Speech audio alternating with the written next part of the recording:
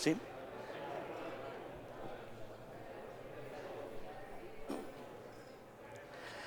Hola, buenas tardes. Bueno, pues bienvenidos a este nuevo foro de Impulsa. Suelo hacer una breve presentación.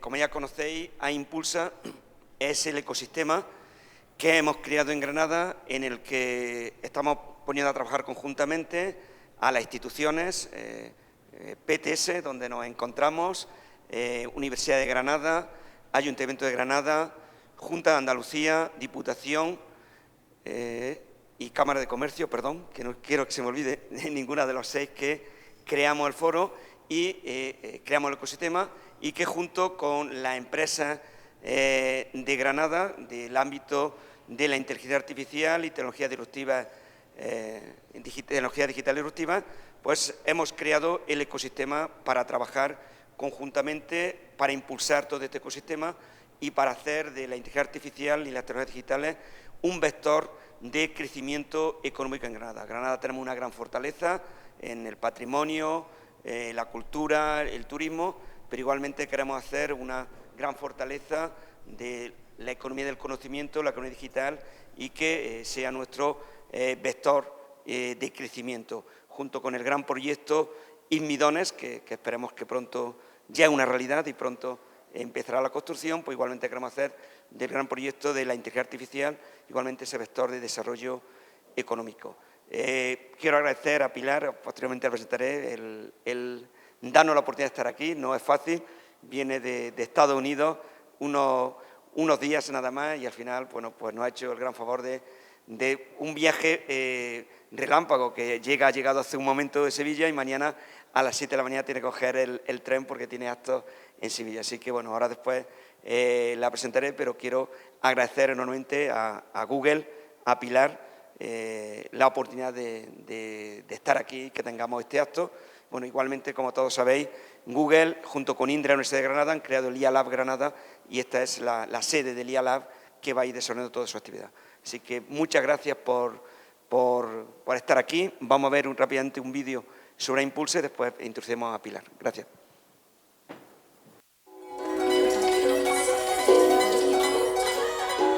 Ha llegado el momento de la inteligencia artificial.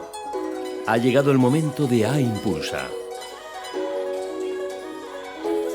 Una comunidad que convierte a Granada en el eje internacional de la inteligencia artificial. Un ecosistema en el que talento y empresas crean valor y empleo de calidad en el entorno de un territorio que apuesta por el crecimiento y el desarrollo. Una iniciativa abierta a mejorar la competitividad de las empresas, con vocación de ser continuamente enriquecida con nuevas incorporaciones de entidades, empresas, expertos, ideas y proyectos. Es nuestro momento. Únete a nuestra comunidad. Impulsa, el ecosistema de inteligencia artificial de Granada.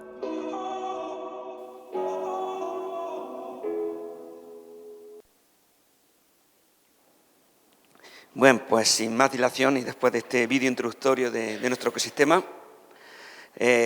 brevemente presentar a Pilar Manchón. Bueno, decir Pilar Manchón, todos los que estáis en el entorno de ella sabéis quién es, pero muy brevemente, bueno, reitero el agradecimiento por la posibilidad de estar aquí.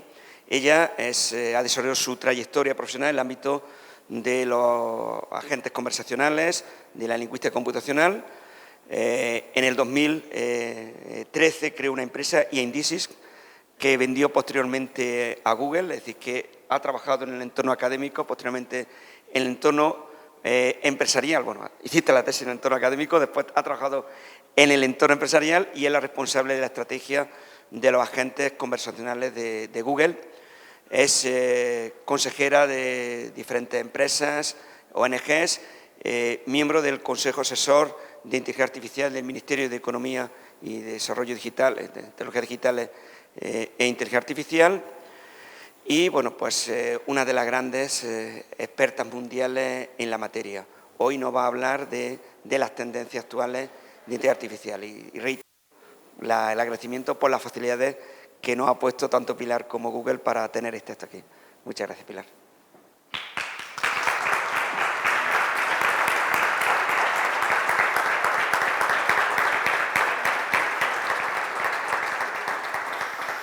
Bueno, muchísimas gracias Paco, porque bueno, para mí es un placer estar aquí hoy, y no solamente Paco, sino todos vosotros que me habéis acogido, que me habéis saludado, que en fin, es estupendo para mí estar aquí en Granada y ver las cosas tan fantásticas que se están haciendo. Me venía contando Paco en el coche cuando veníamos del tren, pues todas las iniciativas y cómo se están aunando distintas partes de la comunidad para hacer algo interesante e importante aquí en Granada. Y creo que es una iniciativa interesantísima. Creo que con el Centro de Inteligencia Artificial, con la Universidad de Granada, Google, Indra, pues se pone un granito de arena muy importante y tenemos que apoyarlo, impulsarlo y tiene un gran potencial. Y sin más dilación, simplemente voy a hablar un poquito de lo que son las tendencias de futuro en inteligencia artificial. Me voy a disculpar de antemano porque muchas de estas transparencias han sido creadas en inglés. Entonces, algunas las traduje, otras no las traduje. Entonces, bueno, yo voy a hablar en español, Spanglish, y de vez en cuando soltaré algún palabra en inglés porque ya no me acuerdo cómo se dice en español y algunas de las transparencias estarán un poquito a medias entre inglés y español. Así que ahí va. Empezamos. Estamos en lo que algunos han denominado la segunda era de la máquina, de la computación y la inteligencia artificial. El aprendizaje automático realmente es lo que está cambiando ahora mismo el mundo, es lo que entendemos casi como sinónimo de inteligencia artificial, aunque machine learning, aprendizaje automático e inteligencia artificial no son en realidad sinónimos. Pero lo que sí nos han demostrado es que los sistemas basados en reglas han quedado un poco obsoletos y que no pueden predecir, no pueden definir, no pueden modelar el mundo de la manera que las aproximaciones que tratamos en datos, que hacemos con datos, pueden hacerlo. Aquí, por ejemplo, me encanta esta foto porque distinguir entre una magdalena y un chihuahua parece de perogrullo y, sin embargo, no es tan fácil, ¿no? ¿Cómo funciona este tipo de tecnologías? Pues supongo que la gran mayoría de vosotros aquí sois expertos en inteligencia artificial o lo conocéis, pero en cualquier caso estamos hablando de redes neuronales con distintos grados de profundidad, donde hay un input y un output que te ayuda pues, a tomar decisiones o a aprender patrones y ese tipo de cosas. Y es así como cómo aprendemos, cómo utilizamos el aprendizaje automático. El aprendizaje automático requiere de 4 ingredientes fundamentales: datos, datos, datos, datos, algoritmos, equipos y, por supuesto, capacidad de computación.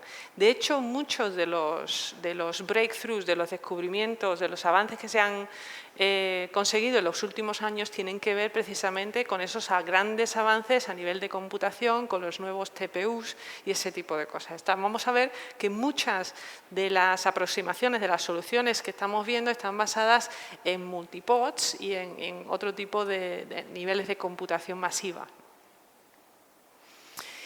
Una cosa que es importante también, que me gusta mencionar, es que tenemos que distinguir entre lo que es la inteligencia artificial y las aplicaciones de esa inteligencia artificial, porque muchas veces cuando se habla de inteligencia artificial, por ejemplo, de visión artificial, se cree que pues, la visión artificial es buena o es mala. Bueno, la visión artificial no es ni buena ni mala, depende para qué lo apliques, ¿no? La misma tecnología que utilizas para localizar fotos y ese tipo de cosas es la que utilizas para detectar un posible cáncer de mama.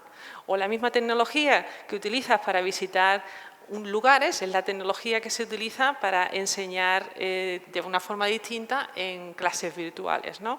O la tecnología que se utiliza para los coches autónomos es la misma también que se utiliza para monitorizar la calidad del aire, por ejemplo, en Houston y en otras ciudades también. Entonces, son tecnologías que se pueden utilizar para muchas cosas y eso es importante de cara a tener en consideración después todo lo que es la parte de ética y responsible AI, inteligencia artificial responsable. ¿Qué hacemos en Google? Pues nuestra misión es organizar la información del mundo y hacerla universalmente accesible y útil. Esa es la misión de Google. Eso, si vais a nuestro website lo veréis, probablemente en inglés, no sé si está en español, pero es una traducción muy acertada de lo que hacemos. Y en realidad la inteligencia artificial es una herramienta fantástica que nos está ayudando a hacer eso de una manera muy eficiente, de una manera muy democratizable, es decir, donde todo el mundo tenga acceso a la información de una manera aceptable. Yo específicamente dentro de Google me dedico a lo que es la inteligencia conversacional. Inteligencia conversacional se refiere a los interfaces conversacionales, es decir, a que podamos mantener una conversación con un ordenador, con un agente virtual, con una entidad. Que podamos modelar esa conversación, que podamos entender qué se está diciendo e incluso reproducir esa conversación de manera virtual. Con lo cual, traducimos un poquito esa misión a entender, modelar y mantener conversaciones humanas inteligentes que generen confianza, y subrayo lo de confianza porque va a ser importante en lo que vamos a hablar, den acceso universal a información útil y cedan el control de los sistemas a los usuarios. Es decir, transparencia, control, confianza y seguridad. Ya me estaba yo adelantando a la siguiente transparencia, que son puntos fundamentales del futuro de la inteligencia artificial. Porque cada vez que tenemos una herramienta con gran poder, es cierto que se levantan también pues, grandes riesgos. Y la manera de mitigar esos riesgos es hacerlo de manera responsable, con una normativa flexible pero responsable, y también dando el control a los usuarios de sus datos, dándole control de los dispositivos, dándole control de esas herramientas. ¿Qué hacemos en Google? ¿Qué viene? Pues en realidad hacemos muchísimas cosas, pero a alto nivel, pues investigación avanzada en nuevos algoritmos de lenguaje, percepción, AutoML, aplicaciones tanto en el mundo business como en la ciencia, en la robótica, en la medicina, en la música, en los servicios públicos, en la logística, en muchísimas aplicaciones y, por supuesto, en la interacción hombre-máquina, que es un poquito donde trabajo yo más. Entonces voy a hablar de algunas de las cosas que se han hecho tanto en Google como fuera de Google, que pueden ser muy interesantes de cara a aplicaciones de la inteligencia artificial, y luego vamos a profundizar un poco más en lo que es la inteligencia conversacional. Estoy segura que todos habéis oído hablar de Google Translate y de lo fácil que es pues, utilizar para traducir cualquier cosa, ya sea como se está mostrando aquí o a través de los interfaces en la web, ¿no? La descripción con palabras de una fotografía, de una escena o incluso de una escena de un vídeo. Estamos hablando ya de utilizar el lenguaje natural en combinación con la visión artificial para detectar este tipo de cosas. Duplex. ¿Cuántos de vosotros conocéis Duplex? 2. Bueno, de unas 100 personas, un 2%, no es un mal dato. Duplex es una tecnología que lanzamos hace pocos años realmente, pero que es impresionante, porque cuando tú escuchas una conversación, eso es un sistema conversacional que llama, por ejemplo, a un negocio para preguntarle a qué horas están abiertos y a qué horas cierran. Imaginaos el impacto que eso ha tenido para actualizar la información en los websites durante COVID, que nadie sabe que está abierto, que está cerrado, cuándo y demás. Entonces tienes un agente que es casi imperceptible, que no es un agente de verdad. De hecho, tiene que identificarse para que la gente sepa que no es un humano, para preguntar. Y hace cosas como, y cosas así que son muy humanas, ¿no? La verdad es que es muy interesante. Os animo a que veáis la tecnología Duplex y los vídeos y demás. Smart Reply, esto lo habéis visto todo porque todos utilizáis Gmail. 100%, lo doy seguro. El asistente virtual, Hey Google, o en español también se dice Hey Google, ¿no? Sí. y con el que puedes hablar, hola Google, ¿no? Ok Google, ¿no? Vale. Con el que puedes hablar, puedes darle determinados controles, o sea, el control de la casa, hacer determinadas cosas. Y ahora ya, de hecho, no sé si habéis visto la última conferencia de Google, I.O., donde Sundar y otros muchos vicepresidentes y demás de Google han anunciado pues, las nuevas tecnologías, las nuevas tendencias, y una de ellas, con respecto al asistente virtual, es el Look and Talk. Es decir, ya no tienes que decir necesariamente OK Google, sino que miras y Google, o sea, el dispositivo ve que estás mirando y eso activa la posibilidad de que puedas hablar, ¿no? Ya es otro avance. O, por ejemplo, las plataformas de documentos, ¿no? Donde puedes unificar ya determinadas aplicaciones de inteligencia artificial para analizar, ya sea sentiment analysis o haya otro tipo de aplicaciones que tienen que ver con el análisis del lenguaje, no necesariamente con la conversación. ¿Qué más cosas hacemos? Porque estas las conocíais probablemente casi todas, menos Duplex. Pues el avance ha sido tremendo en los últimos años y, de hecho, en la parte de inteligencia conversacional ya veréis que hemos avanzado de una manera espectacular que casi pues, es difícil de creer. Pero en otros aspectos también, en la detección de enfermedades, que no solamente están teniendo un impacto en en el primer mundo, digamos, o en el mundo donde tenemos todas las tecnologías a nuestra disposición, sino que en otros lugares donde la medicina no está tan avanzada o donde el acceso a esa medicina pues no es plausible, se están creando técnicas que permiten detectar enfermedades a través del análisis ocular, ¿no? O, por ejemplo, la productividad agropecuaria, la eficiencia en el tráfico, y veremos un ejemplo concreto de eso. La corrección de imágenes por satélites, que tiene que ver, por ejemplo, cómo predecir lo que hay debajo de las nubes, cuando tienes una foto de un satélite y tienes las nubes pues bloqueándolo, ¿no? O la optimización de data centers, que es tan importante para nosotros, por la gran cantidad de consumo energético que todo este tipo de actividad genera y que, sin embargo, pues no solamente estamos optimizando, sino que se está creando suficiente energía verde para poder dar servicio a la gran mayoría de los data centers, y tenemos, creo que nuestro target, nuestra meta es que sean 100% con energías renovables para el 2030. Me están apuntando aquí.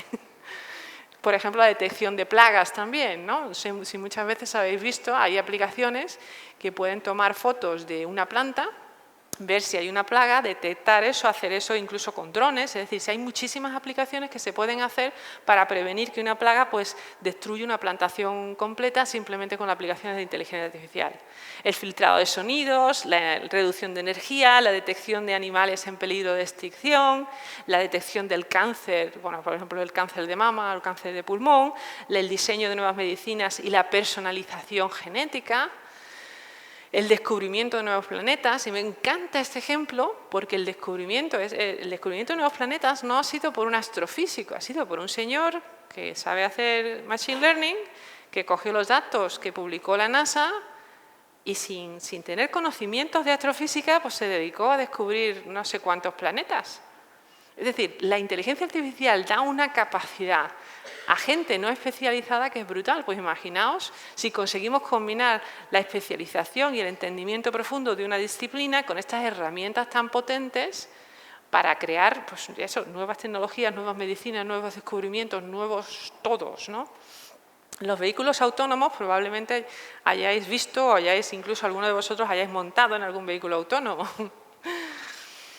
En el temas de evaluación, esto me parece súper interesante, sobre todo en los últimos años que hemos tenido, que ha habido tantísimos desastres y tantísimas cosas negativas, pues utilizar la inteligencia artificial para hacer una evaluación de un desastre, de los daños en un desastre, y poder planificar de acuerdo con lo que se ve cómo optimizar la ayuda para ese desastre, ¿no?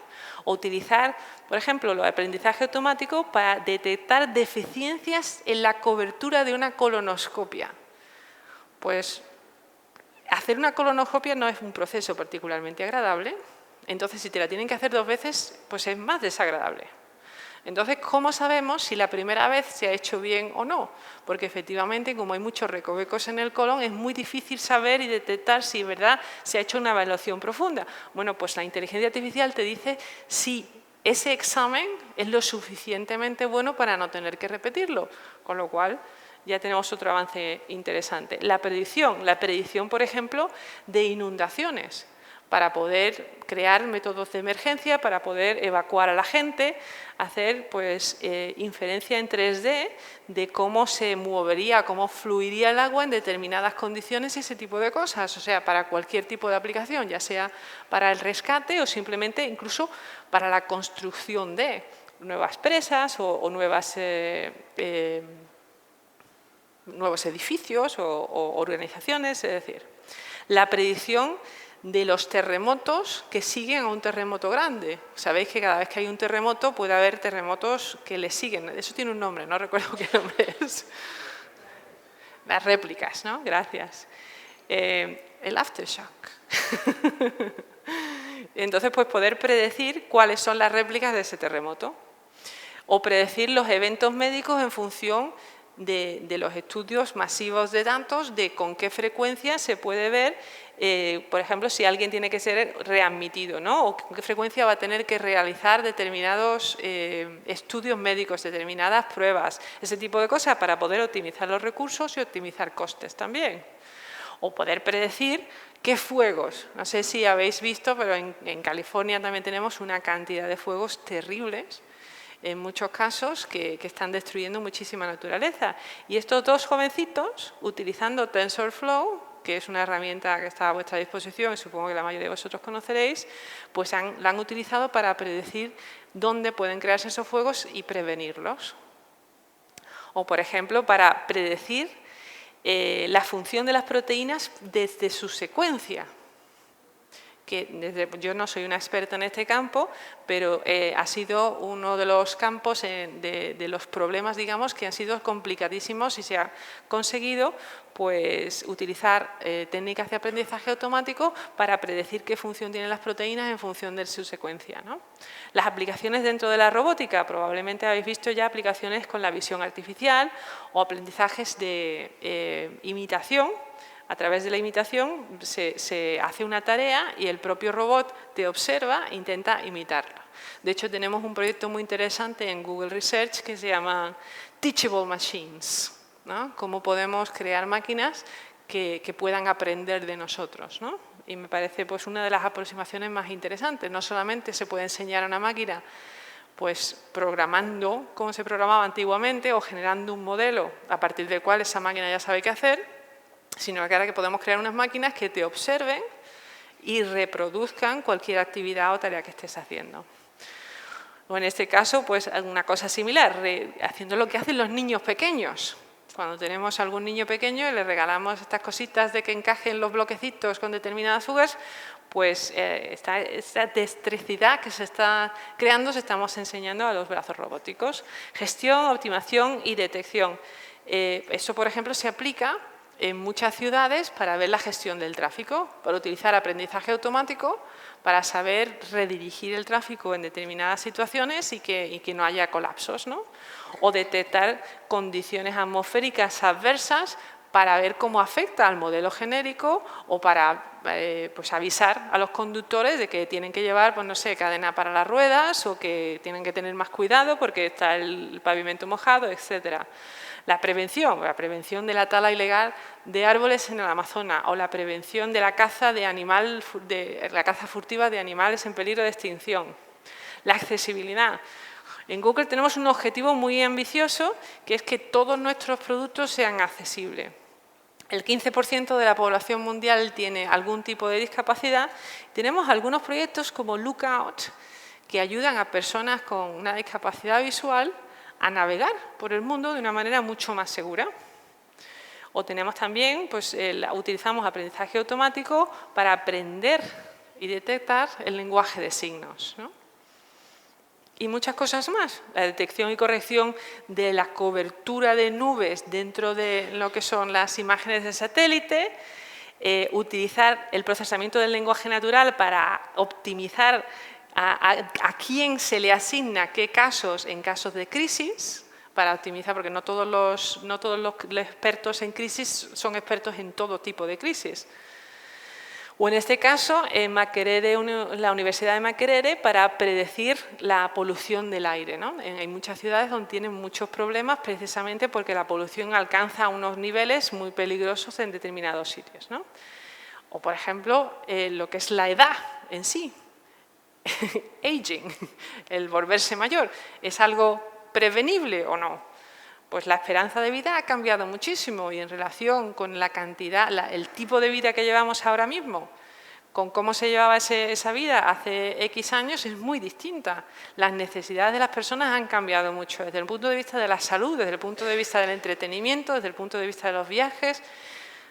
Hay que hay que cambiar la forma de pensar para adaptarnos a tener vidas más largas, más productivas y con otro tipo de necesidades a edades más avanzadas, ¿no?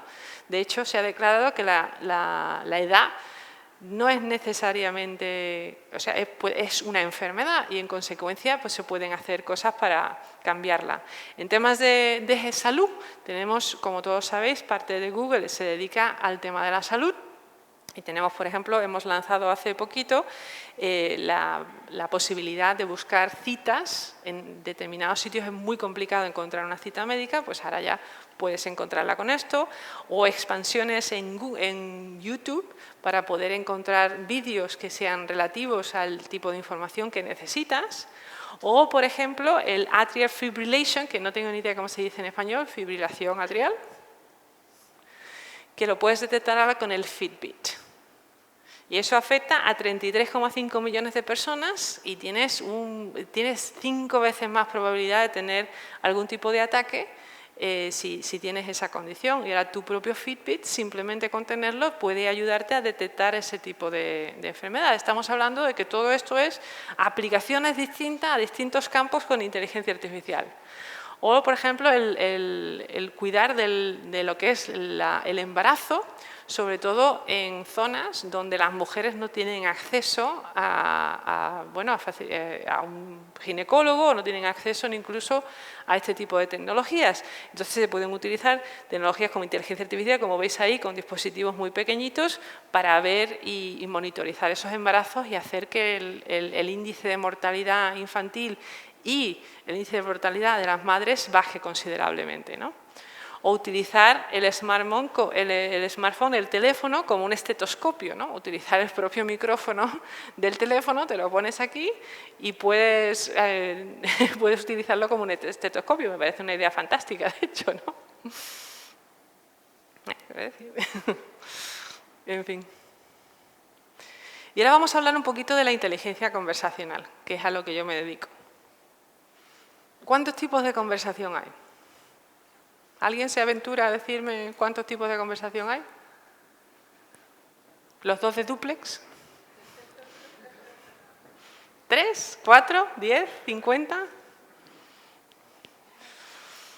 De momento 5.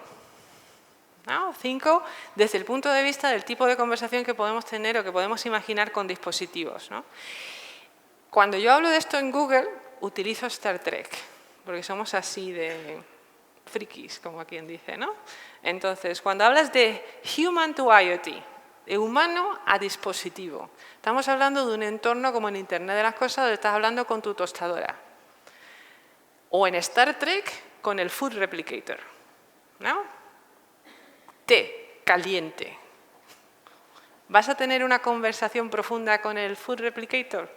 ¿Con tu tostadora? ¿Con el microondas? Si alguien dice que sí, me parecería muy, muy triste. Entonces, ¿qué tipo de conversación y qué tipo de características necesita tener esa conversación? Pues más bien simple, ¿no? Ahora, simple desde el punto de vista de la conversación, de que no te va a preguntar cómo te ha ido el día y ese tipo de cosas, pero quieres que sea exacta. Si tú quieres tu tostadora a esta temperatura y no a otra. Entonces, lo más importante en ese caso es la precisión y la eficiencia.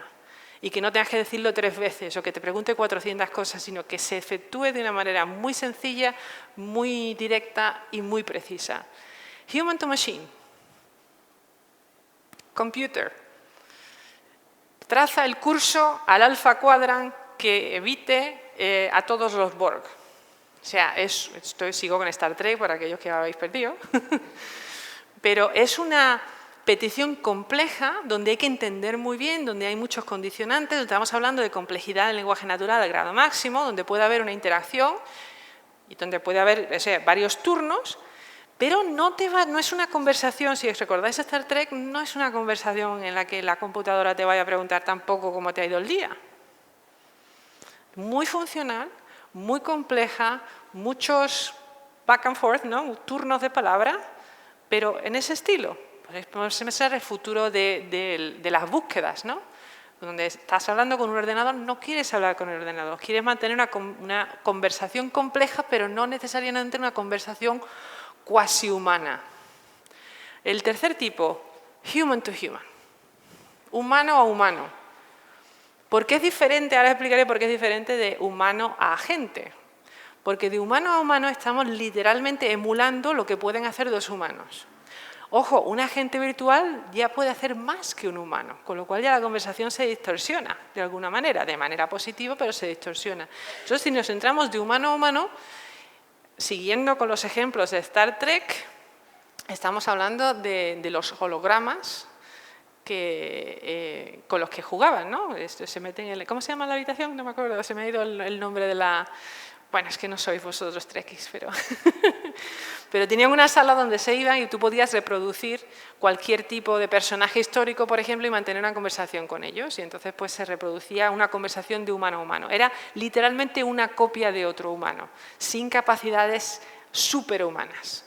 Sin embargo, con un Human to Agent ya estamos hablando de otra cosa. Ya estamos hablando de alguien que no solamente puede hablar contigo como otro humano, sino que además tiene otra capacidad, la capacidad equivalente a un superordenador. O si es un robot, tiene más fuerza. En este caso sería el Commander Data, ¿no? Si alguno veis, seguís con el tema de Star Trek. Entonces estamos hablando de humano ya a superhumano. Estamos hablando de poder utilizar, pues, otro tipo de habilidades, no solamente físicas, sino otro tipo de calculaciones, otro tipo de muchísimas cosas que otro humano no sería capaz de hacer.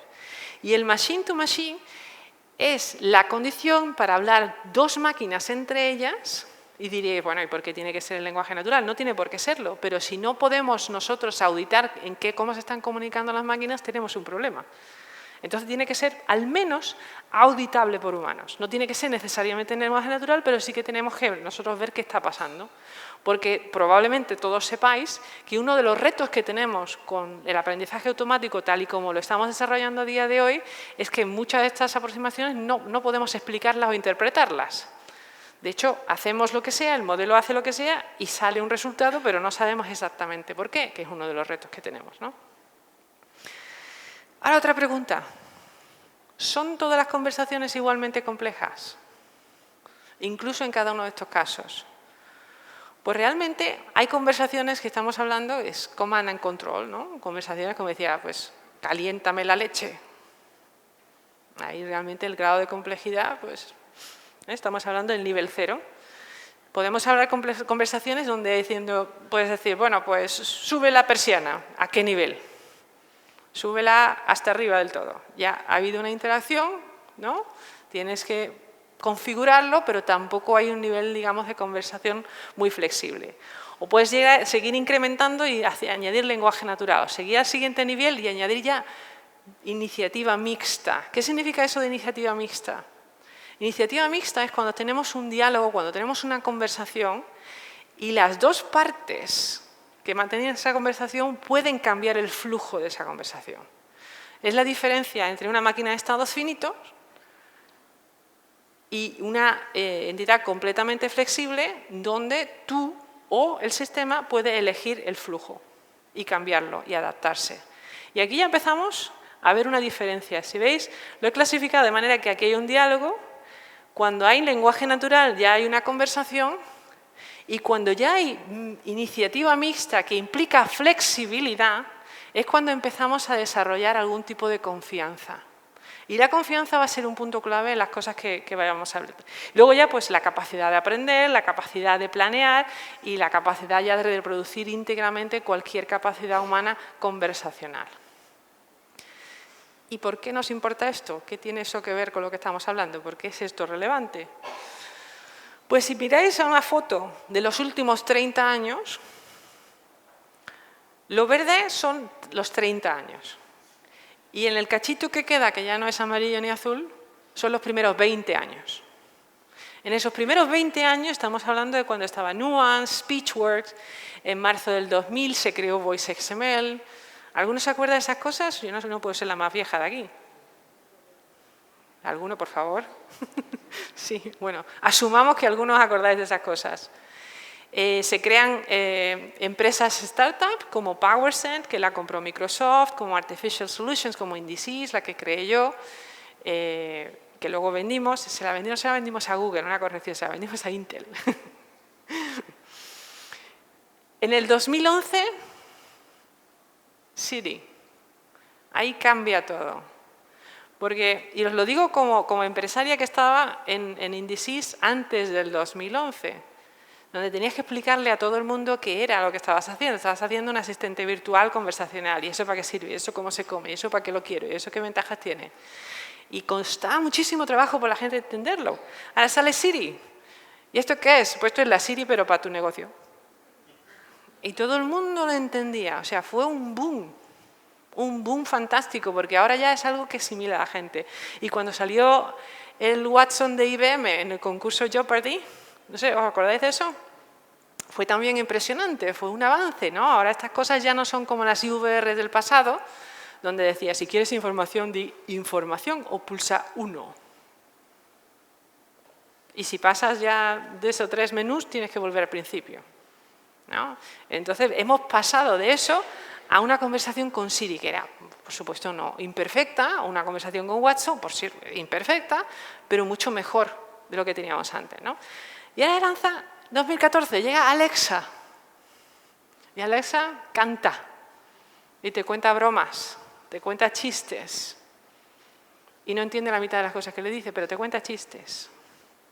Y puede hacer más de 50.000 tareas distintas. 50.000.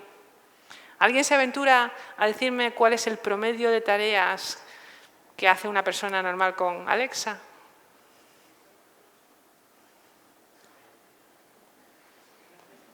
De 50.000. Impresionante, ¿no? Luego se lanza Cortana de Microsoft, basada en un personaje de Microsoft de videojuegos, ¿no? Luego se lanza el Google Assistant, el que todos conocéis y todos tenéis en casa probablemente. Ok, Google.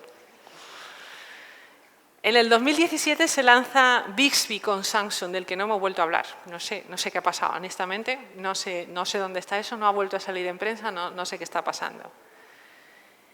En el 2018 lanzamos BERT. ¿Alguien se acuerda de BERT? ¿Conocéis BERT?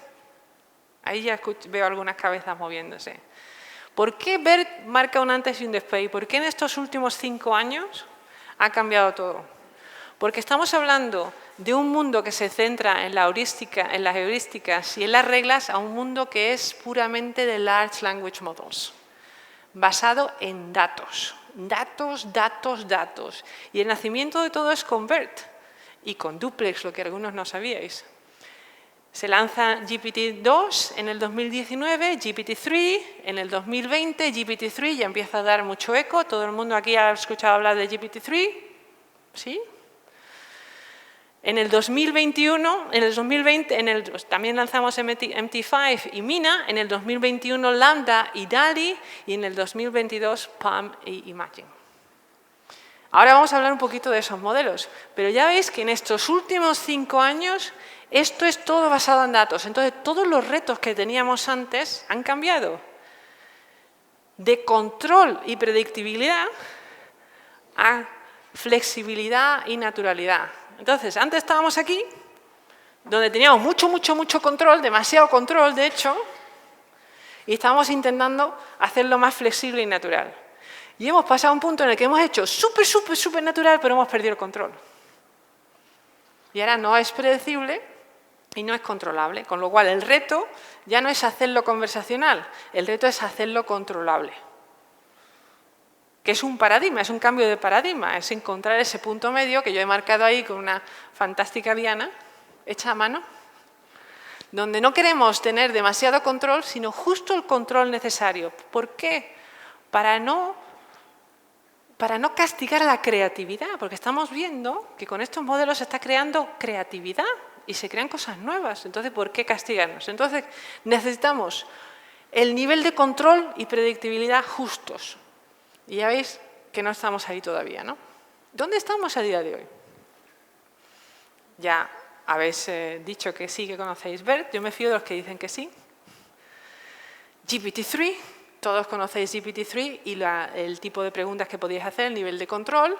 MT5, que de hecho de MT5 ha sido lo que ha originado después Mina y Lambda.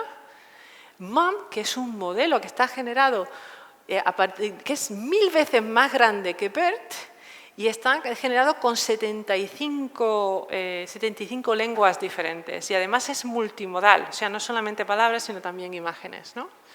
Este es otro modelo, Wudao, que es un modelo chino, pero cada vez, aquí la progresión, ¿ves? Cada vez estamos hablando de más trillones y trillones de parámetros. El Facebook Blender, Bot 2.0, todavía más grande. A ver quién echa más datos a todo esto, ¿no? Lambda. Lambda sí lo habréis visto todos, por supuesto, ¿no? Lo hablamos ya el año pasado con la conversación a Plutón, ¿no? o a un avión de papel, no sé si habéis visto ese vídeo, pero es bastante interesante. Y ahora este año pues, se han lanzado cosas nuevas y de hecho hay forma incluso de entrar en una fase de testado y probarla y demás. Y también hemos lanzado PAM, de Pathway Language Models, que si Lambda tenía 164 billones de parámetros, ahora tenemos 540 billones de parámetros. O sea, estamos hablando de una cantidad de parámetros y de una capacidad de computación bestiales que además están generando resultados muy interesantes porque seguimos incrementando esa capacidad. De hecho, podéis ver aquí que en la comparación del Big Bench Evaluation, que se llama el Beyond the Imitation Game Benchmark, que es pues eso, un benchmark para ver cómo se compara el rendimiento de estos modelos comparados con un humano. Y veis que hay una serie de tareas donde el modelo es superior al rendimiento humano, pero hay otras tareas que son más o menos un 35% en las que los humanos seguimos haciéndolo mucho mejor que el modelo, ¿no? Y esto es interesantísimo. ¿Por qué? ¿Por qué es esto interesantísimo? Porque antes, cuando hacías un prompting de un modelo, de un gran modelo de lenguaje, sabéis lo que es el prompting, imagino, ¿no? O sea, tenemos un modelo de lenguaje donde tú, ese modelo de lenguaje, le das como unas pistas de cuál quieres que sea su comportamiento. Y entonces haces lo que haces aquí. Te voy a dar un ejemplo de pregunta y respuesta. Y ahora tú intenta que cuando yo te dé otra pregunta, tú me des una respuesta que siga esa misma lógica. Entonces, Roger tiene 5 bolas de tenis. ¿Cuál es la respuesta? 11. Ahora tú le preguntas al modelo, la cafetería tiene no sé cuántas, ¿cuál es la respuesta? Me la invento. La respuesta es incorrecta. Sin embargo, ahora podemos hacer chain of thought. No solamente le das la respuesta, sino que le das la respuesta justificada. Y ahí ya cambia todo. Ahora ya el modelo te da la respuesta correcta y la justificación del mismo. Estamos hablando ya de un nivel distinto. Estamos hablando de explicar un chiste. Yo no sé vosotros, pero a mí me cuesta trabajo explicar un chiste. Y que ahora un modelo de este tipo te pueda explicar un chiste, sobre todo un chiste sobre TPUs. No sé a quién le parece eso divertido, pero en fin, tendrá su gracia. Pero el simple hecho de que el modelo pueda explicarte un chiste sin haber sido entrenado para eso, sino que encuentre la lógica simplemente porque le explica otro chiste, me parece un avance significativo y muy interesante. La traducción, pero no la traducción de un idioma a otro. Bueno, sí, la traducción de un lenguaje de programación a otro. El modelo es capaz de traducir un script en un lenguaje de programación a otro. También es un avance súper interesante porque ya estáis viendo la lógica embebida, no solamente una traducción directa, sino una lógica, un patrón. La aplicación de este tipo de aproximaciones a la traducción automática. Vimos antes que todos conocíais Translate, ahora ya sin tener pares, porque antes Translate se basaba en tener pares de lengua. Yo tengo datos de traducción en inglés y español, pues entonces ya tengo una base de conocimiento. Ahora ya no. Ahora ya estas 24 lenguas que veis aquí, o que no veis, pero hay 24, son lenguas con pocos recursos donde no existen suficientes traducciones entre un par y otro. Sin embargo, porque el modelo está aprendiendo de manera genérica, hemos sido capaces de traducir, de añadir 24 nuevos idiomas y a un total de 133. Es impresionante. Yo por lo menos estoy impresionada todo el día y trabajo con esto. Imagine, esto me parece súper divertido y va en la dirección de la creatividad y demás. Cuando yo te digo, imagínate un camello volando en medio del desierto con una bufanda rosa y que vaya mirando las pirámides. O un alien, un pulpo alienígena que está flotando a partir de un portal y leyendo un periódico. Y que el sistema sea capaz de generar una imagen realista de exactamente lo que tú estás diciendo.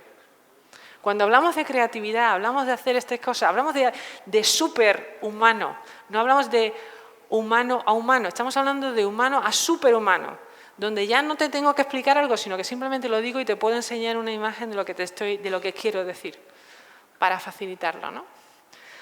¿Veis que estos son, yo por lo menos pienso que son avances espectaculares en la dirección de poder expresarnos, de poder crear, de poder hacer cosas nuevas? ¿Hacia dónde vamos? Bueno, en mi opinión, vamos en una dirección donde vamos a aplicar la ciencia cognitiva a la inteligencia artificial, donde vamos a crear inteligencia social y emocional, donde vamos a avanzar en la personalización, en la adaptación a las especificidades de cada individuo. Ayudar a la gente a conectar con otras personas, no solamente a través de redes sociales, que eso ya está muy visto, sino a conectar a otro nivel más profundo, a analizar el contexto, a memorizar determinadas cosas, a recordar cosas que son importantes, pero lo más importante es a controlar qué se puede recordar y qué no. Peppa Pig. Mi trauma. Tengo una sobrina, pues mi hijo ya tiene 16 años y no le gusta Peppa Pig, pero tengo una sobrina pequeña y cada vez que voy a visitar a mi sobrina, ¿qué hace? Coge el teléfono y pone vídeos de Peppa Pig. ¿Qué hace YouTube?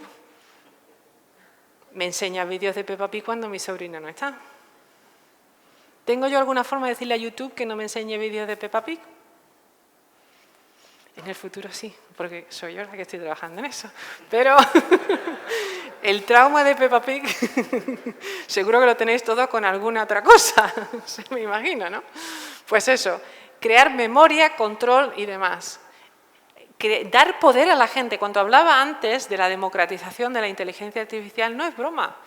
Es que hay personas que tienen un poder especial y con estas herramientas pueden hacer de todo. Pueden descubrir planetas, pueden curar una enfermedad, no sabemos qué.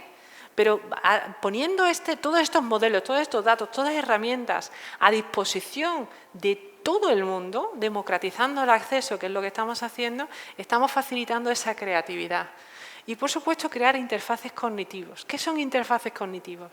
Interfaces multimodales, donde la voz y el lenguaje natural es solamente una de las modalidades. Ahora mismo estoy hablando con vosotros y estáis viendo cómo muevo las manos, cómo apunto las cosas, cómo me muevo por el escenario, las expresiones que utilizo, mi lenguaje corporal, el contexto. Yo estoy nerviosa porque este hombre está dando la luz todo el tiempo. Todas esas cosas que se pierden y que no son parte de lo que estamos hablando verbalmente, pero que es parte del contexto. Estamos hablando de interfaces cognitivas que son sensibles al contexto físico, al contexto pragmático. Ese es el futuro que yo veo, siempre dentro de la confianza, control y transparencia y seguridad que hemos hablado antes, ¿no?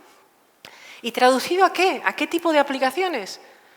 Pues a la salud, a una salud interactiva, donde utilicemos la inteligencia conversacional en combinación con todos esos avances que hemos visto antes para poder indagar, para poder hacer preguntas, para poder estar informados, para poder acceder a esos servicios, para poder informar al servicio que tenemos un problema o que tenemos una pregunta o que tenemos una necesidad. Virtual Coaching and Education. El coaching virtual, entrenamiento virtual. Aprende a hacer lo que quieras cuando tú quieras, en el momento que quieras y con las herramientas que quieras, ya sea deportivo, ya sea de tipo profesional, ya sea un curso universitario, ya sea a cantar, a bailar, a hacer lo que quieras en el momento que a ti te parezca mejor, ¿no? Interactive Augmented Training. Cuando estamos hablando, yo tengo la suerte, la bendición de tener una hermana que es atleta olímpica. No os podéis imaginar la cantidad de esfuerzo, de horas de trabajo para hacer un poquito más rápido, un poquito más fuerte, un poquito no. Estamos hablando de milésimas, de décimas de segundo. Con esta tecnología podemos hacer que se examinen específicamente las técnicas y demás y puede dar un feedback concreto de cómo tienes que hacer qué para mejorar un poco más en tu técnica. Estamos hablando de pues, un avance brutal. Natural Language Programming. Lo que conoceréis ahora como Natural Language Programming es la manipulación mental a través del lenguaje. No estoy hablando de eso. Estoy hablando de utilizar el lenguaje natural para crear programas. Todos los que estáis aquí habréis estudiado algún tipo de programación, ya sea Python, C++ o lo que quiera que hayáis estudiado.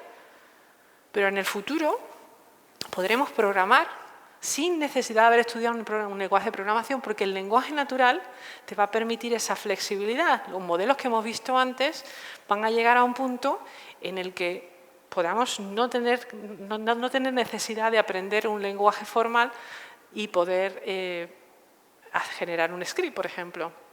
Enhanced Parenting, a mí eso me encanta. Me encanta porque esa facilidad que nos da la inteligencia artificial para hacer determinadas cosas en combinación, mientras estamos haciendo multitasking, multitarea, múltiples cosas, una de esas es cargar a un niño o vigilar que no se lo coma, que no lo atropelle un coche o que no se vaya donde no tiene que ir. No, los que estamos, las mamás y papás, algunos que ya habréis sido y otros que seréis en el futuro, pues el tener herramientas que te permitan hacer tu trabajo como padre mejor y al mismo tiempo poder hacer otro trabajo o poder incluso tener más tiempo libre, pues me parece fantástico. Y luego todo el tema de Digital Twins, que me parece también una iniciativa, un pensamiento muy interesante, y es crear tu Digital Twin, donde puedes delegar determinadas cosas, determinadas actividades para que hagan tu nombre. No sé si algún día alguno de nosotros llegaremos a ser tan famosos que queramos hacer un Digital Twin para firmar autógrafos, por ejemplo, ¿no? Pero puede ser. Y vuelvo a la confianza. ¿Por qué creo yo que la confianza es una de las cosas que tenemos que estudiar más en profundidad y que, de hecho, mi equipo de investigación está trabajando específicamente en eso? Porque nosotros, las personas, los humanos, la confianza es una cosa que viene intrínseca a nosotros, ¿no? Muchas veces tenemos un dispositivo en que nos va la vida. Cuando pierdes el teléfono móvil parece... ¿Por qué? Porque tienes media vida en ese teléfono móvil, ¿no? ¿Tienes confianza en tu teléfono móvil porque funciona? Es un tipo de confianza que desarrollas con una aplicación, con un dispositivo, incluso con tu coche. Hay gente que le coge un cariño y confía en que su coche le va a dar el máximo de todo eso, ¿no? Pero no es el mismo tipo de confianza que tienes con tu madre, o con tu mujer, con tu hermana, con tu prima, con tu vecina, con tu amiga. Y no es el mismo tipo de confianza tampoco que tienes con una persona con la que te relacionas pues, profesionalmente o en un entorno formal. La confianza que puedas tener en el gobierno, vamos a dejarlo ahí. La confianza que puedas tener en tu jefe o en un compañero de trabajo, o la confianza que puedes tener en un policía que no has visto en tu vida, que te encuentras por la calle pero que lleva un uniforme.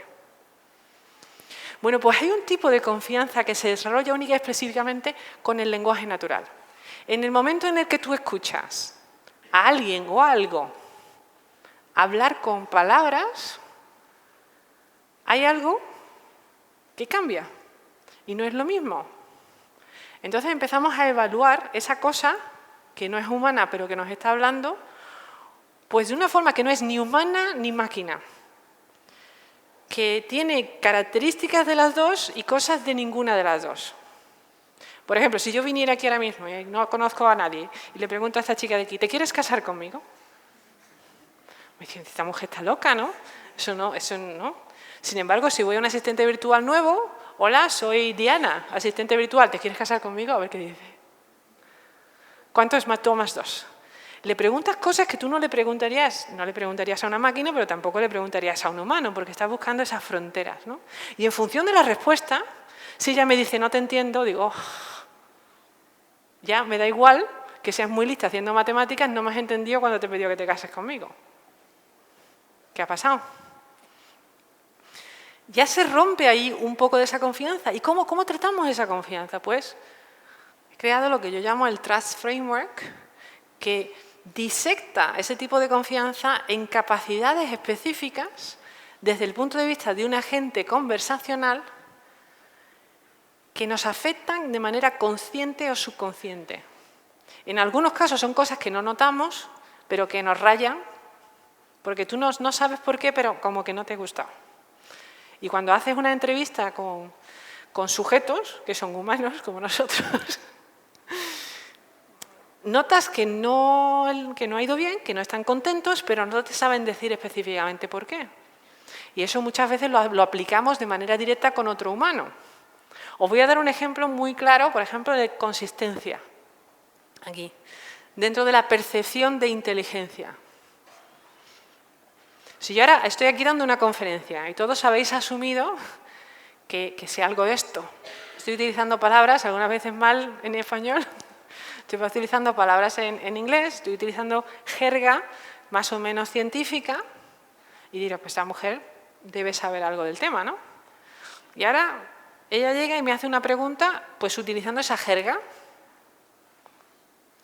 y yo no la entiendo.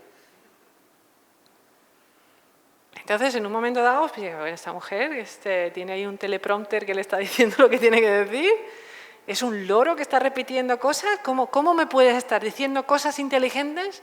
Y yo te digo algo que es así al mismo nivel y no me entiendes. Hay una disonancia cognitiva ahí que nos hace desconfiar. Porque desde el punto de vista humano, si eres capaz de articular, eres capaz de entender.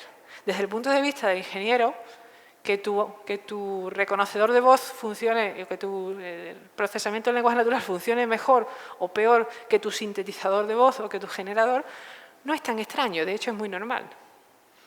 Sin embargo, para una persona que no entiende, que no sabe cómo funciona eso, que lo está viendo como un todo, esa disonancia de cosas que tienen que ir coordinadas, crea una falta de confianza. Entonces, ¿qué pasa? Que cuando construimos un sistema conversacional le echamos lo mejor de lo mejor que tenemos, el mejor reconocedor de voz, el mejor procesador del lenguaje natural, el mejor gestor de diálogo, el mejor generador, el mejor.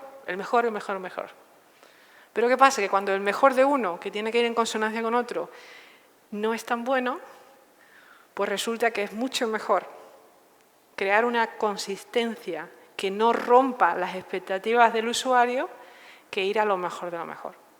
¿Y eso es intuitivo? Pues yo digo que en Google no, que es una batalla constante. Intentamos hacer lo mejor de lo mejor y, sin embargo, muchos resultados nos enseñan que la consistencia es más importante que la optimización del sistema en sí, ¿no? En fin, ya me estoy prolongando mucho, no quiero seguir, pero esto es este tipo de cosas y cómo medir, cómo crear métricas que nos den una medida automática a partir de los datos de cómo medir todas estas cosas, pues son muy prometedoras de cara a nuestra relación con esas entidades virtuales en las que en un futuro no solamente podremos confiar, pero podremos delegar algún tipo de decisiones. Y delegar, ojo, delegar no es solamente delegar, tú tomas esta decisión en mi nombre, delegar es algo tan sencillo como que te quedas sin leche y el sistema compra la leche porque sabe que es la que necesitas, cuando la necesitas, a qué precio la compras y puede predecir perfectamente lo que tú necesitas. Y tú no te tienes que preocupar ni te lo va a preguntar. Oye, ¿te compro leche? Me compra la leche y déjame tranquilo. O delegar, por ejemplo, yo no sé si sois vosotros igual que yo, pero cuando yo hago un viaje, sobre todo si es un viaje largo, yo busco en 400 buscadores y luego otros 30 más, por si acaso. ¿Sabes? Entonces, ¿qué pasa? ¿Qué es delegar?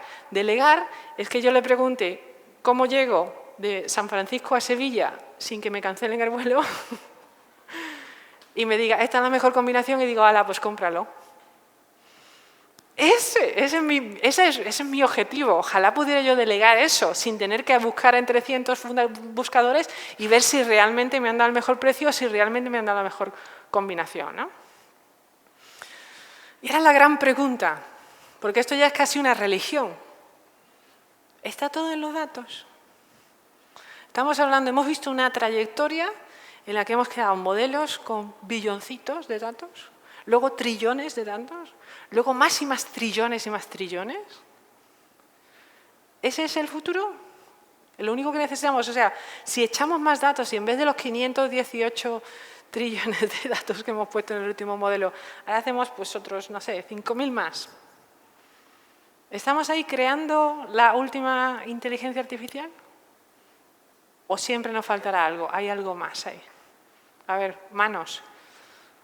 ¿Quién piensa que es solamente los datos? Cuanto más datos, es lo único que necesitamos. ¿Quién piensa lo contrario? Me parece que tenemos parte de otra secta aquí. Pues es una conversación muy interesante, sobre todo para los que estáis en Twitter, estáis conectados a los grandes en inteligencia artificial. Y vamos a hablar un poquito también de los retos con los que nos enfrentamos, ¿no?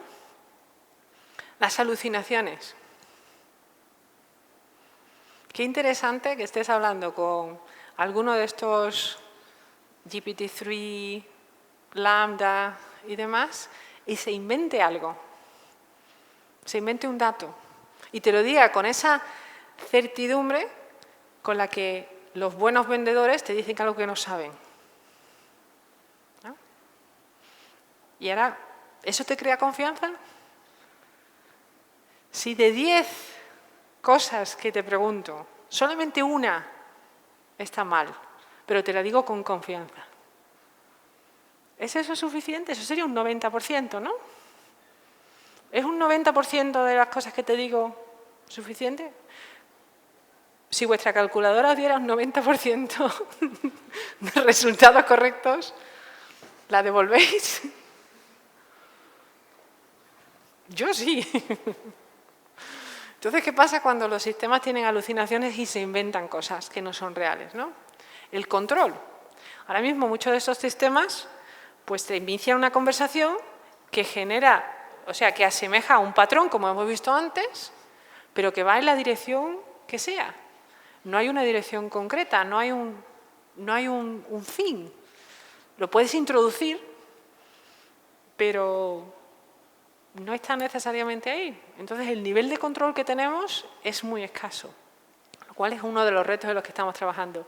El antropomorfismo. Y esto es interesante porque desde el punto de vista de la mayoría de la literatura se habla del antropomorfismo como un problema. Pero realmente es que el antropomorfismo es una condición nuestra, es nuestro propio prejuicio de cómo vemos el mundo. Entonces, ¿cuál es el problema del antropomorfismo? De que nos identifiquemos o que identifiquemos características humanas y se las asignemos al sistema. Pero es que es lo que venimos haciendo, ¿no? ¿No estamos intentando hacer que reproduzca características humanas?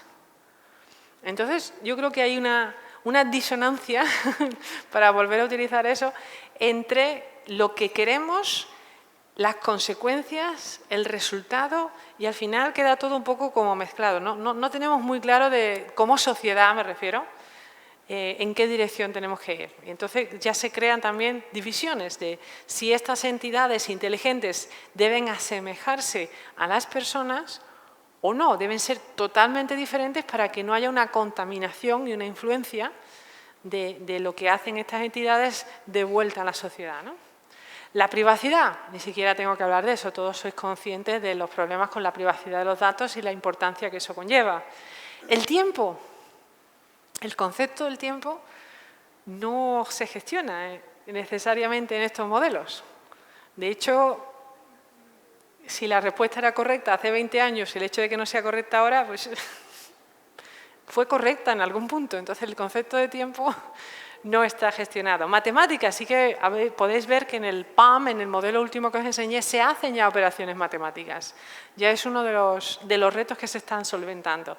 El tema de la seguridad, y la seguridad no solamente porque alguien pueda influenciar el modelo haciendo prompting en una dirección concreta, sino incluso porque ese modelo pueda revelar datos que estén escondidos, digamos, dentro del entrenamiento, o porque te diga cosas que no son ciertas y las consecuencias que eso puede generar, ¿no? Volvemos a las alucinaciones. El coste computacional, ahora mismo muy pocas entidades pueden permitirse el lujo de crear estos modelos masivos con las cantidades de TPUs que necesitarías.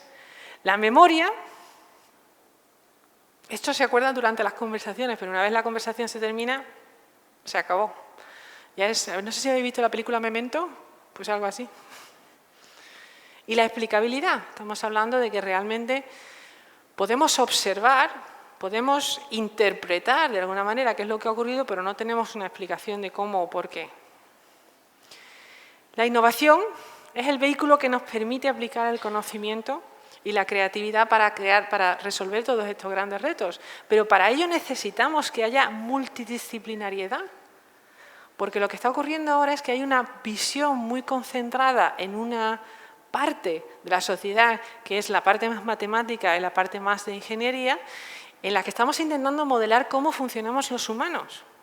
Y sin embargo, bueno, este es solo el principio, sin embargo necesitamos la contribución de todo el mundo, todas las perspectivas son válidas. No puede ser que la inteligencia artificial solamente trabaje en ingenieros, porque los ingenieros tienen una visión muy particular del mundo.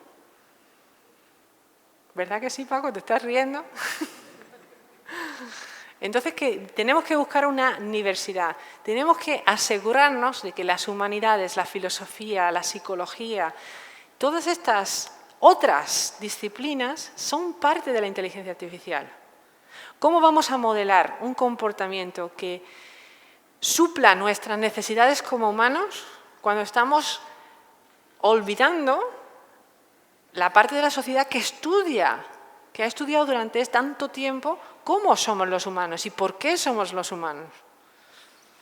Entonces es importantísimo que no solamente animemos a la gente a seguir estudiando en STEM, en todas las carreras técnicas, pero incluso proporcionar esa multidisciplinaridad para que los ingenieros tengan una visión con humanidades y entiendan mejor el mundo de las humanidades y los estudiantes de humanidades tengan un acceso a utilizar las herramientas de inteligencia artificial y a tener su propia creatividad y su propio impacto.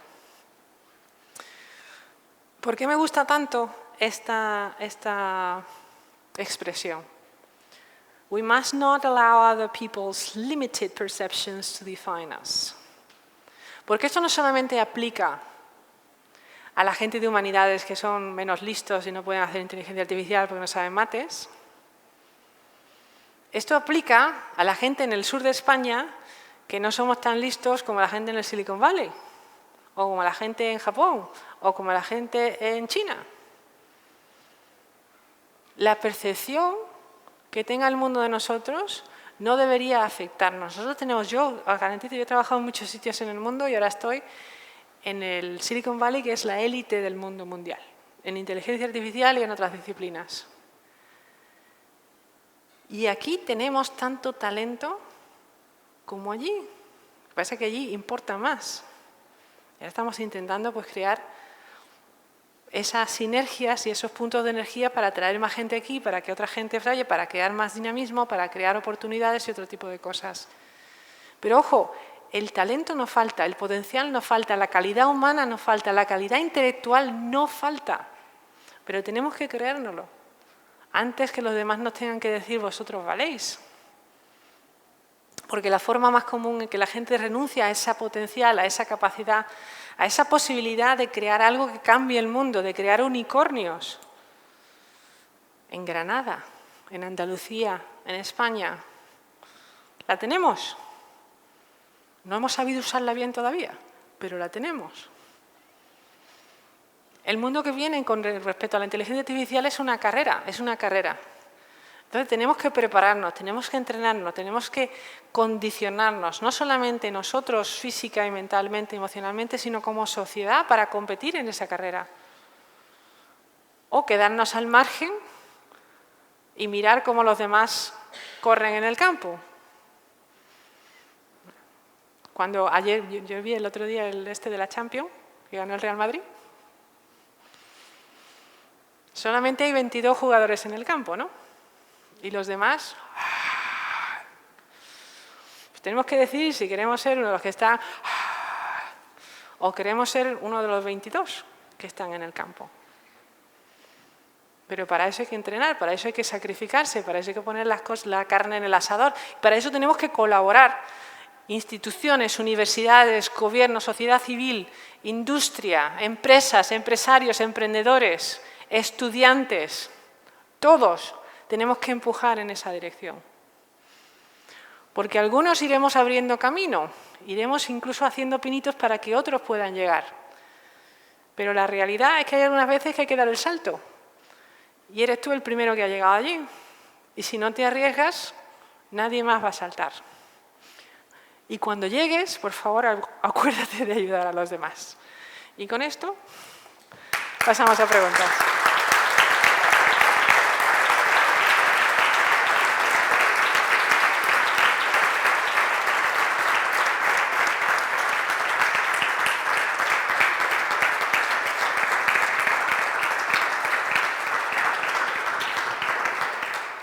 Muchas gracias, Pilar, la verdad que es fantástica, así que excelente. Y bueno, abrimos un breve turno de preguntas. ¿Tenéis tarjeta todos? Cuando habéis sentado, muchos estaréis sentados sobre la tarjeta. Bueno, o ¿Son de premio? ¿Las tarjetas tienen premio? Pues no sé, pero mira, lo mismo podemos rifar. A ver, os paséis las tarjetas, incluso levantar la mano, venís para acá rápidamente para preguntas que tengáis. A ver, al fondo.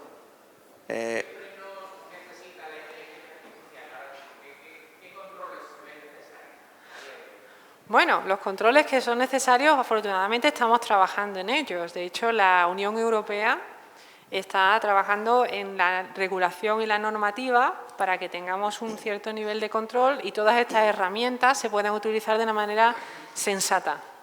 Desafortunadamente, no en todos los gobiernos del mundo existen las mismas limitaciones. Entonces, hay que tener mucho cuidado, en esa competición que tenemos entre las distintas fuerzas, como la Unión Europea, Estados Unidos y China, pues hay que asegurarse de que la regulación está ahí. Ese es el tipo de freno, pero tenemos también que tener mucho cuidado de no frenar demasiado, porque muchas veces por ponerle barreras al campo y lo que hacemos es inhibir la innovación. Entonces hay que regular lo suficiente, pero no demasiado. Una pequeña publicidad, justamente en esa línea del freno. Granada aspiramos a que aquí esté la sede de la Agencia Nacional de Supervisión de la Inteligencia Artificial, que sería la primera agencia que se crearía en Europa y probablemente la primera del mundo, en la línea de que la Comisión Europea quiere crear una agencia en cada país europeo de supervisión. Y como bien dice Pilar, hay que tener ese equilibrio. Dice supervisar, regular, pero permitiendo obviamente el avance de la tecnología con ese bien común que ha comentado Pilar. Nuria.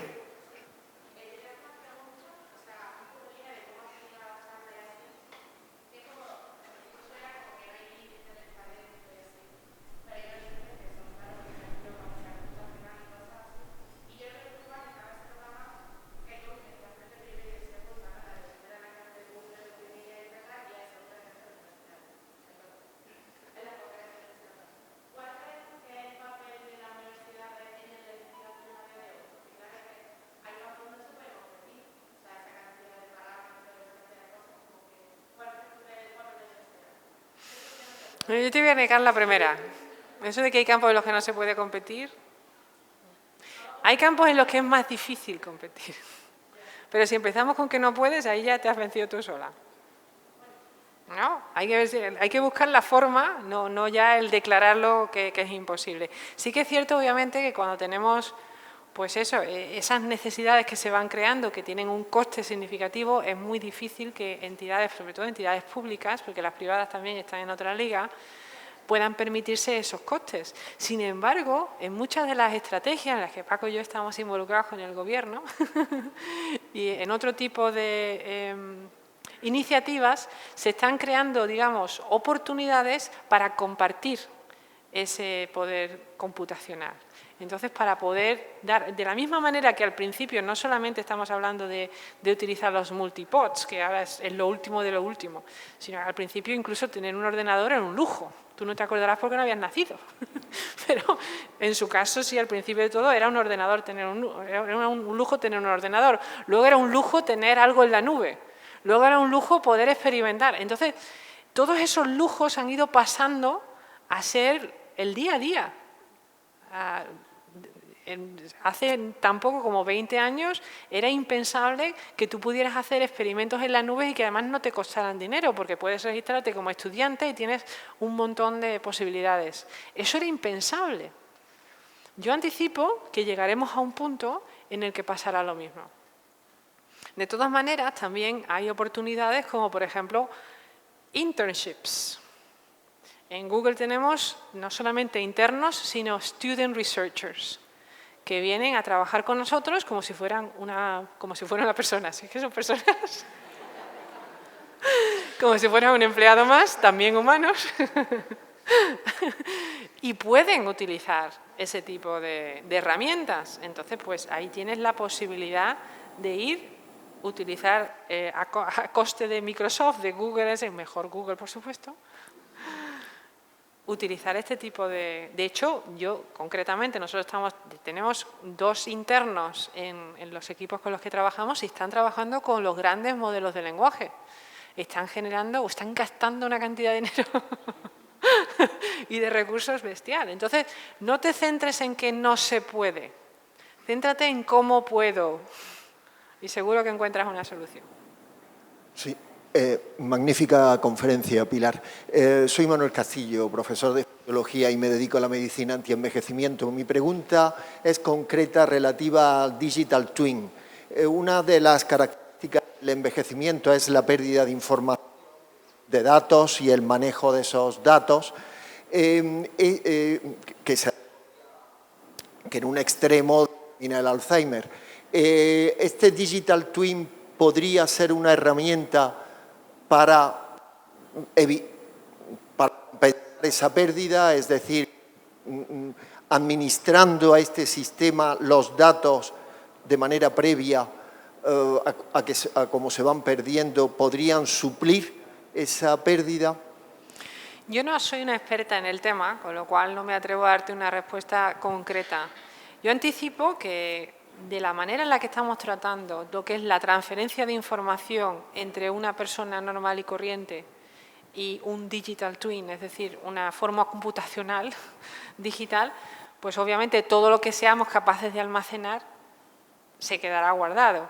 Hay experimentos que yo no he visto en Google, desconozco si se están haciendo y que yo sepa no, en los que se están intentando recrear personalidades de personas que ya han desaparecido. De hecho, hay un caso bastante conocido de una madre que dio todos los datos que tenía de su hija para crear una hija virtual que asemejara a su personalidad. Entonces, ya entramos casi en ciencia ficción y en los casos de Black Mirror. No sé si alguna vez visto aquí Black Mirror. Yo ahí no me atrevo a decir exactamente qué va a pasar porque son casos ya muy personales y sobre todo para los que tenemos a alguien con Alzheimer o con demencia senil o con algún tipo de... son también particularmente cosas difíciles de las que hablar. Siento no poder darte una mejor respuesta.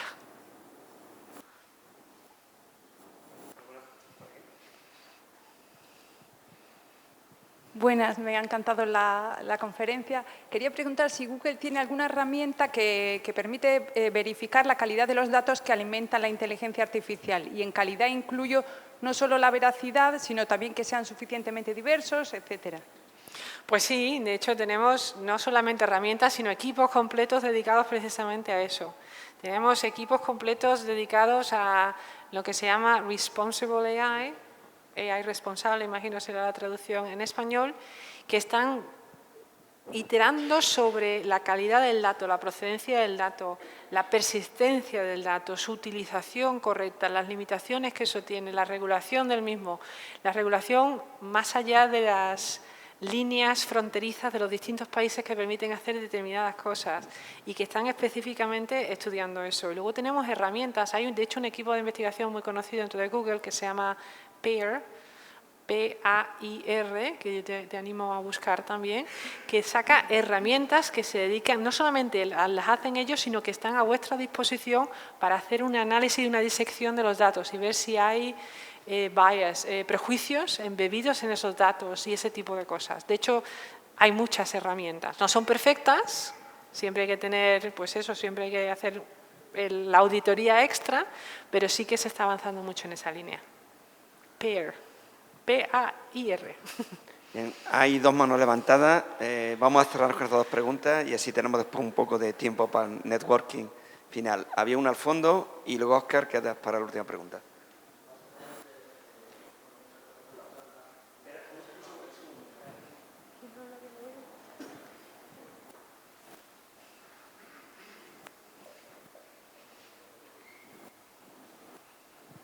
Bueno, muchas gracias por la charla. ¿Cómo se está afrontando actualmente el problema del contexto en el procesamiento del lenguaje natural? Sobre todo en algunos casos, como el que ha mencionado usted, como el de la entrevista de trabajo, en el que ni el propio ser humano sabe explicar el contexto y sabe decir qué es lo que ha notado. ¿Cómo se está afrontando? ¿Te refieres al contexto dentro de lo que es la voz o te refieres al contexto pragmático físico? a la hora del contexto de saber sobre qué tema o saber sobre qué temas, qué sentimientos se perciben y que no están implícitos. Bueno, eso hablamos de casi del procesamiento multimodal y cognitivo que hablamos antes, ¿no? Entonces, cuando hablamos de contexto, precisamente en el contexto hay una cantidad de información embebida que depende de a quién le preguntes, piensa directamente en un contexto o en otro. Si estamos hablando en lenguaje natural, el contexto es lo que yo estoy diciendo antes y después y si tienes acceso a esa información en ese momento. Si estás analizando un texto, obviamente tienes el contexto del texto completo. Si estás intentando traducir en vivo y en directo lo que yo estoy diciendo, tienes el contexto de lo que he dicho antes, pero no de lo que voy a decir, a menos que tengas algún tipo de tecnología leyéndome la mente. Pero entonces es un tipo de contexto distinto. Cuando yo hablaba del futuro cognitivo, donde intentaríamos analizar una cosa mucho más completa, pues estamos hablando de leer el lenguaje corporal, eso implica visión artificial. Estamos hablando de entender cuál es la temperatura de la habitación, implica sensores. Estamos hablando de ver cuál es la cantidad de luz, otro tipo de sensor. Y procesar eso todo conjuntamente de una manera que tenga sentido de cara a los objetivos que tú puedas definir.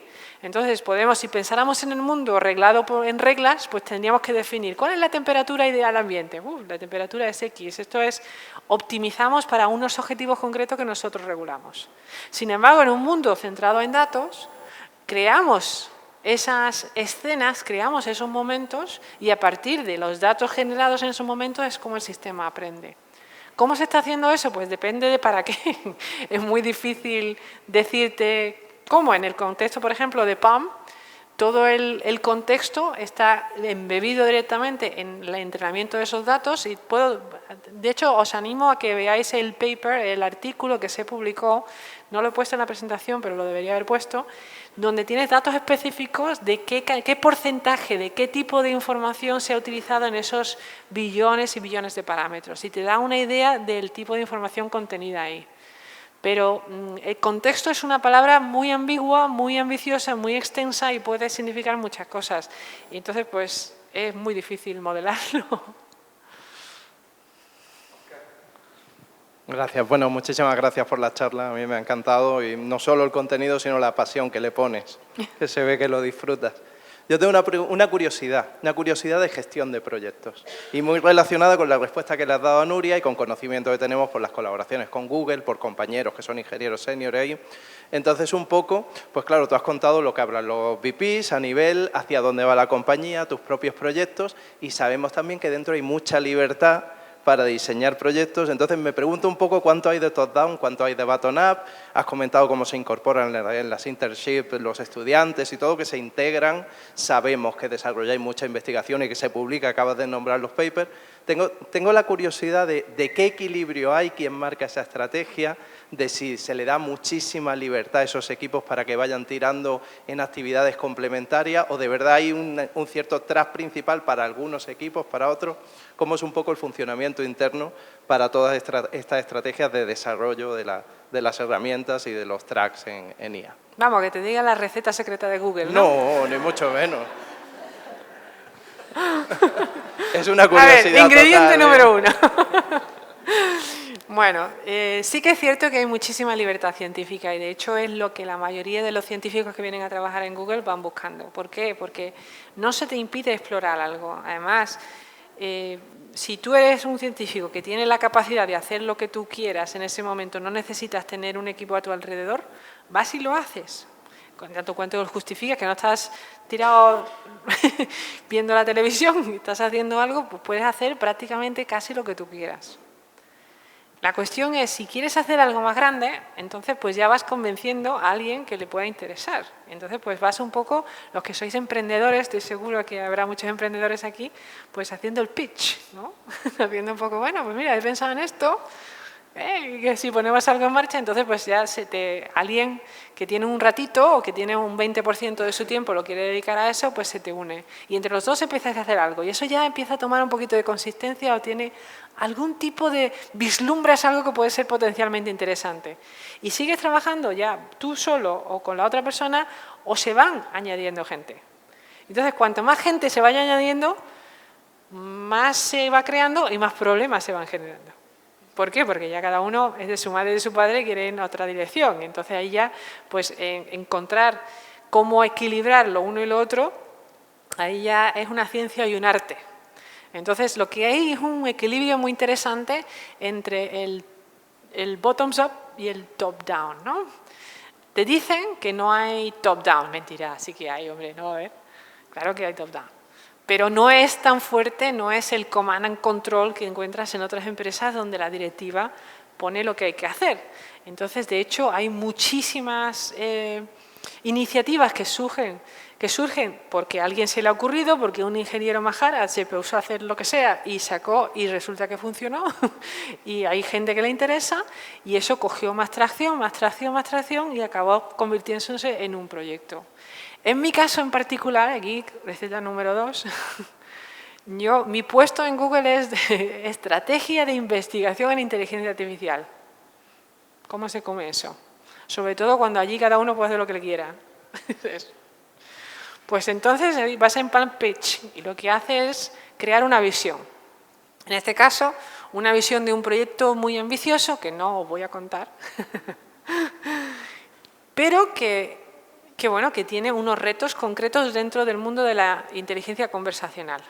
Y entonces pues se lo presentas a uno, se lo presentas a otro, se lo presentas a 500. Y resulta que este equipo de investigación le interesa y dice, bueno, pues me interesa esta parte. Y aquel equipo de investigación está haciendo algo parecido pero en otro dominio. Y aquel de allí pues está haciendo algo pero no lo sabe muy bien y a lo mejor le gusta más lo tuyo.